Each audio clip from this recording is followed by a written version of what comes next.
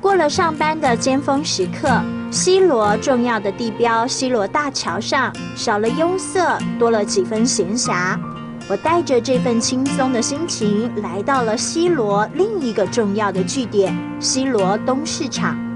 虽然没了以往的人声鼎沸，但是几盏木造窗门，几幅斑驳招牌，东市场所在的延平老街老得很有味道。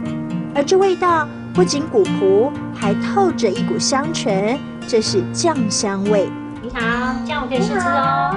啊，Tell you 还可以试吃哦。对，因为我们这个是用黑豆做的，比较甘醇，比较回甘。嘿，这边可以试吃。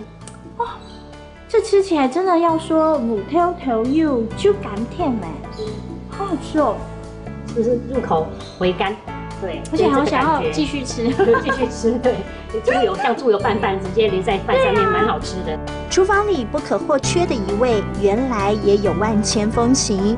西螺地区得天独厚的水质与气候，再加上古法酿造技术，坚持传统的纯酿造母挑印油，开启了酱门世家的王国，也酝酿了这一瓮瓮100年的醇厚。那我们黑豆酱油的制作流程呢？当然，我们黑豆首先要先清洗，然后再来蒸煮、冷却、自取跟洗取的步骤。那我们最后呢，把黑豆放进缸里面做发酵。对，那发酵需要180天的时间。对，那我们后面还有反复的工序，才会产生我们家里那一瓶瓶的酱油哦。做一瓶这个母挑油啊，好不简单哦。是的，没有错。那我们也可以自己体验看看，你要体验看看吗？我们自己可以体验，是我自己的酱油。是，当然好啊，快点带我去。好，那我们往后方走。好。10几道程序洋洋洒洒，说起来轻轻松松，做起来却也是十分繁琐。从洗渠、入瓮到放盐，每一个步骤都有老祖宗的智慧。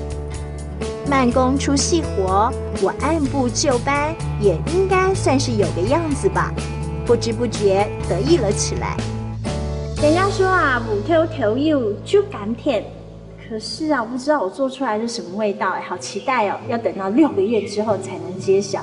让我们继续看下去。